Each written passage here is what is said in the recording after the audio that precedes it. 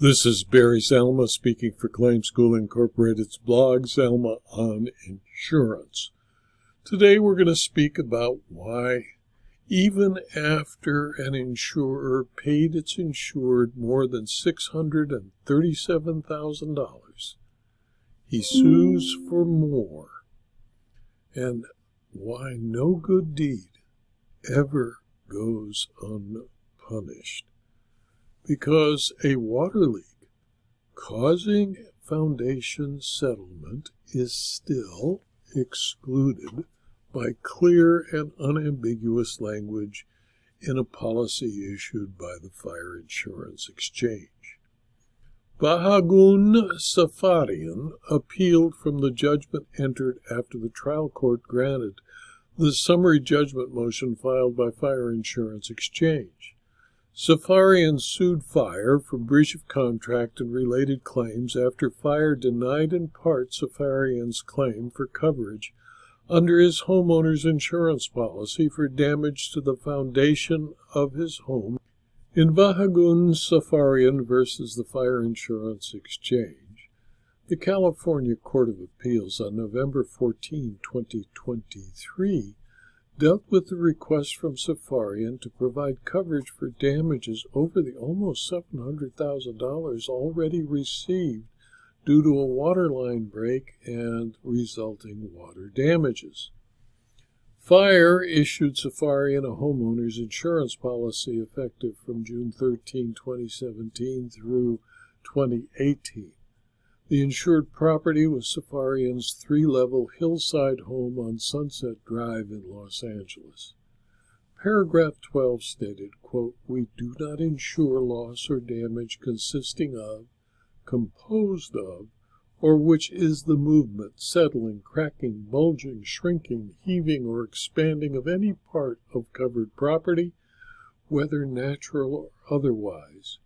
This includes, by way of example, but not limited to, foundations, foundation fill material, foundation piers, foundation beams, slabs, pads, patios, walls, and floors."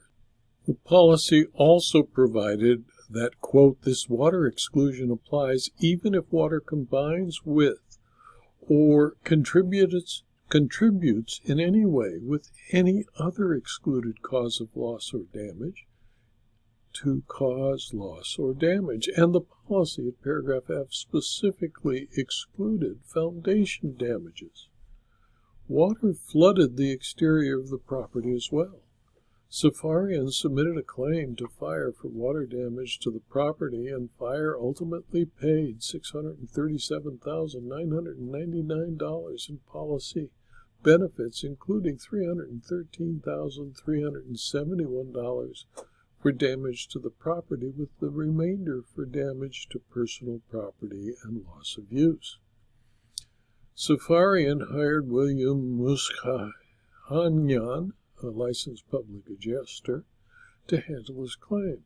Muskahanyan notified Hodson, the adjuster for Fire, that the property may have sustained foundation damage as a result of the plumbing breach. On March 12, 2018, a structural engineer retained by Safarian reported that, quote, "The water leak also appears to have caused fill soils in the crawl space to settle, which in turn caused interior floor tiles to separate and an exterior foundation wall to develop cracks." Musakanyan transmitted the engineer's report to Hodson, who on April 10 responded by email, quote, "Per our conversation, as you know, earth movement is not covered." Fire denied Safarian's claim for foundation damage, and Safarian sued. Fire argued in a motion for summary judgment that it paid all covered damages and therefore did not breach the policy. The trial court found the language of the policy was undisputed, and the trial court found that Safarian failed to meet his burden to prove Fire intentionally relinquished its right to invoke the paragraph F foundation damage exclusion, and he could not meet this burden based only on Fire's denial of coverage in light of Fire's reservation of rights in the denial letter. Finally, the court found that because there was no breach of contract, Fire was entitled to summary judgment as to the entire action. In general, the court opined, interpretation of an insurance policy is a question of law that is decided under settled rules of contract interpretation. The insured has the burden of establishing that a claim, unless specifically excluded, is within basic coverage, while the insurer has the burden of establishing that a specific exclusion applies. On appeal, Safarian contended the water coverage extension provided coverage for any damage to the property resulting from a plumbing breach, regardless of whether the damage was an uninsured loss under the policy's general terms. The Court of Appeal agreed with the trial court that foundation damage is not a covered loss under the policy, regardless of the cause, and Fire was entitled to judgment as a matter of law. The dispositive issue was not, as argued by Safarian, the convergence of a covered peril, flooding from the burst pipe, and an excluded peril, earth movement, water, soil conditions, and settling, because the purported covered peril is not covered at all. The water damage extension for a burst pipe itself has an exclusion in paragraph F for foundation damage. Thus, neither peril provides coverage. Safarian contended that Fire waived its right to enforce the paragraph F foundation damage exclusion by failing to assert it during the adjustment of his claim. Waiver is not established merely by evidence that the insurer failed to specify the exclusion in a letter reserving rights. Safarian did not present evidence that Fire intentionally relinquished its right to assert the paragraph F foundation damage exclusion, and therefore there was no waiver. Fire was free to develop one defense without impliedly waiving another.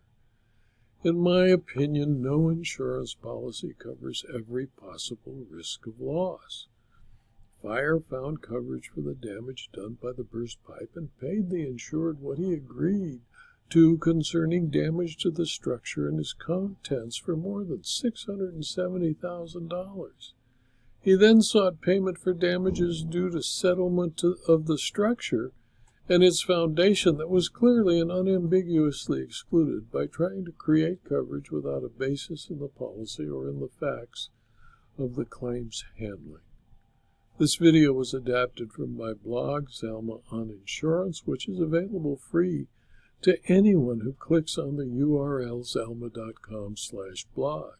You can subscribe to the blog and you will receive notice of every blog posting, usually 5, sometimes 6 a week. And you will have access to the more than 4,650 blog posts.